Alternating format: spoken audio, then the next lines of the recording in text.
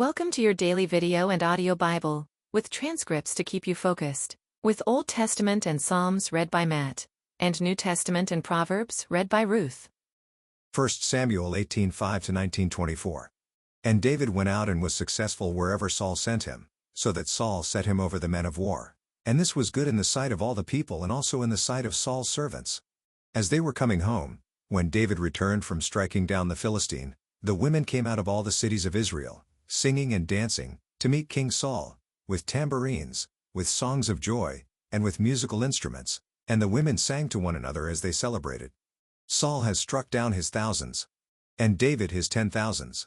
And Saul was very angry, and this saying displeased him. He said, "They have ascribed to David 10,000s, and to me they have ascribed thousands, and what more can he have but the kingdom?" And Saul eyed David from that day on. The next day a harmful spirit from God rushed upon Saul, and he raved within his house while David was playing the lyre, as he did day by day. Saul had his spear in his hand. And Saul hurled the spear, for he thought, "I will pin David to the wall." But David evaded him twice. Saul was afraid of David because the Lord was with him but had departed from Saul. So Saul removed him from his presence and made him a commander of 1,000. And he went out and came in before the people. And David had success in all his undertakings, for the Lord was with him. And when Saul saw that he had great success, he stood in fearful awe of him. But all Israel and Judah loved David, for he went out and came in before them.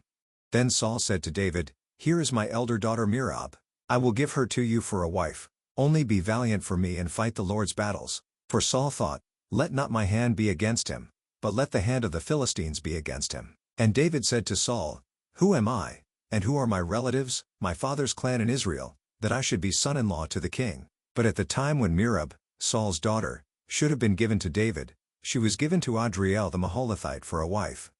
Now Saul's daughter Michal loved David, and they told Saul, and the thing pleased him. Saul thought, "Let me give her to him, that she may be a snare for him and that the hand of the Philistines may be against him." Therefore Saul said to David a second time, "You shall now be my son-in-law." And Saul commanded his servants, "Speak to David in private and say, Behold, the king has delight in you, and all his servants love you.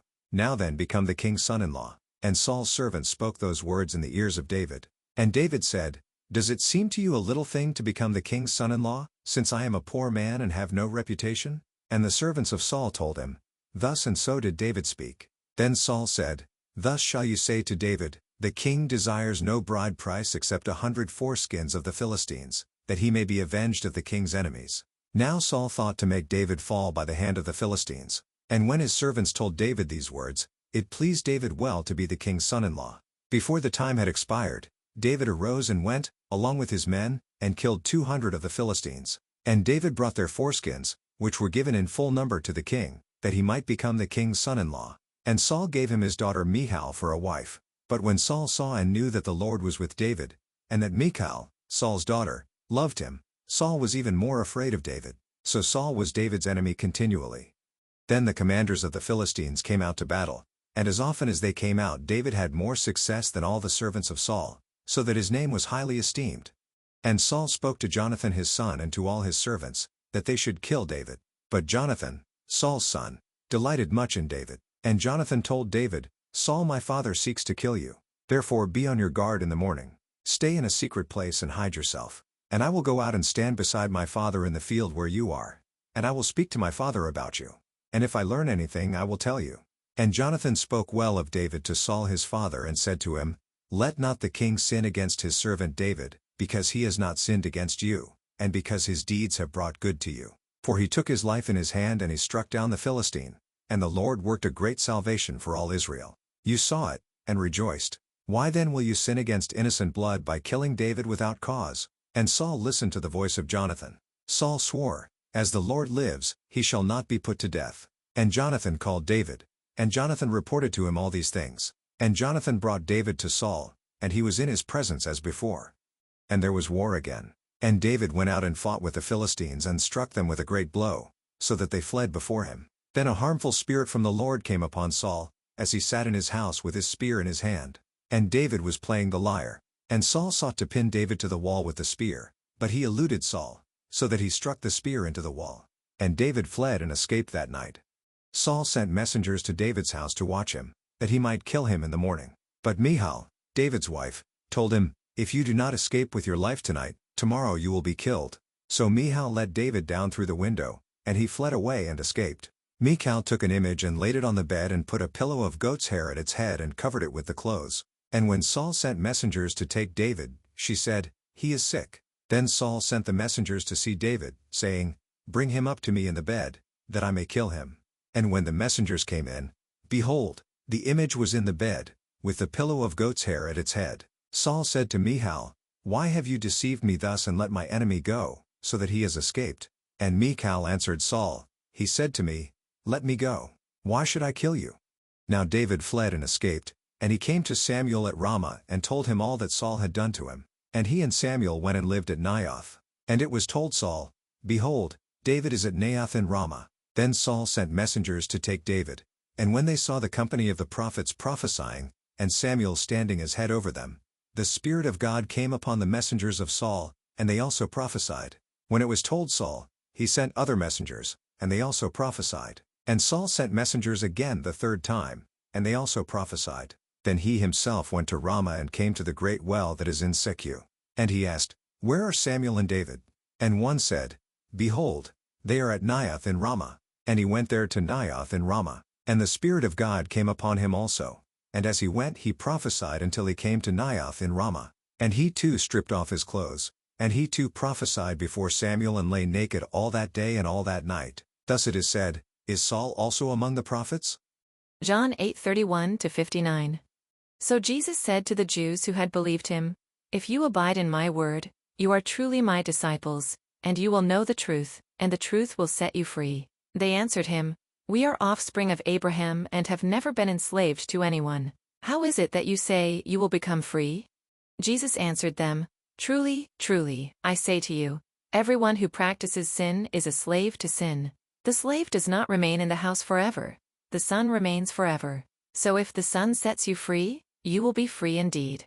I know that you are offspring of Abraham, yet you seek to kill me because my word finds no place in you. I speak of what I have seen with my father, and you do what you have heard from your father."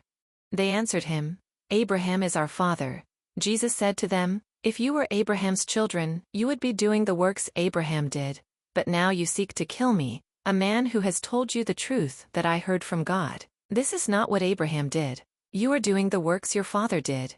They said to him, "We were not born of sexual immorality. We have one Father, even God."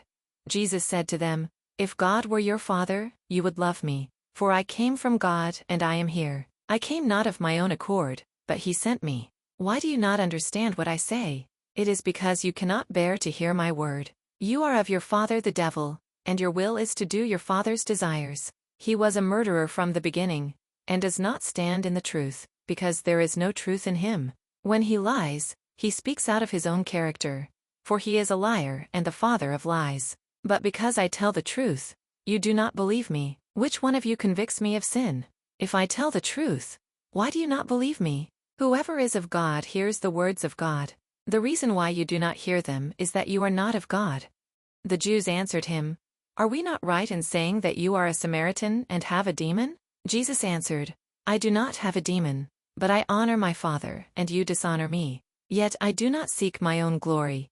There is one who seeks it, and he is the judge. Truly, truly, I say to you, if anyone keeps my word, he will never see death." The Jews said to him, "Now we know that you have a demon. Abraham died, as did the prophets. Yet you say, if anyone keeps my word, he will never taste death. Are you greater than our father Abraham, who died? And the prophets died. Who do you make yourself out to be?" Jesus answered, "If I glorify myself, my glory is nothing. It is my Father who glorifies me, of whom you say, he is our God. But you have not known him. I know him. If I were to say that I do not know him, I would be a liar like you. But I do know him and I keep his word. Your father Abraham rejoiced that he would see my day. He saw it and was glad." So the Jews said to him, "You are not yet 50 years old, and have you seen Abraham?" Jesus said to them, "Truly, truly, I say to you, before Abraham was, I am." So they picked up stones to throw at him, but Jesus hid himself and went out of the temple. Psalm 112. Praise the Lord. Blessed is the man who fears the Lord, who greatly delights in his commandments. His offspring will be mighty in the land. The generation of the upright will be blessed. Wealth and riches are in his house, and his righteousness endures forever. Light dawns in the darkness for the upright. He is gracious, merciful, and righteous. It is well with the man who deals generously and lends, who conducts his affairs with justice. For the righteous will never be moved. He will be remembered forever. He is not afraid of bad news. His heart is firm, trusting in the Lord. His heart is steady. He will not be afraid, until he looks in triumph on his adversaries. He has distributed freely. He has given to the poor. His righteousness endures forever. His horn is exalted in honor. The wicked man sees it and is angry. He gnashes his teeth and melts away. The desire of the wicked will perish. Proverbs 15:12-14. A scoffer does not like to be reproved. He will not go to the wise. A glad heart makes a cheerful face, but by sorrow of heart the spirit is crushed. The heart of him who has understanding seeks knowledge, but the mouths of fools feed on folly. Thank you for joining with us. To be part of the community, please check the link in the description below or check Daily Hope for Revival on Facebook.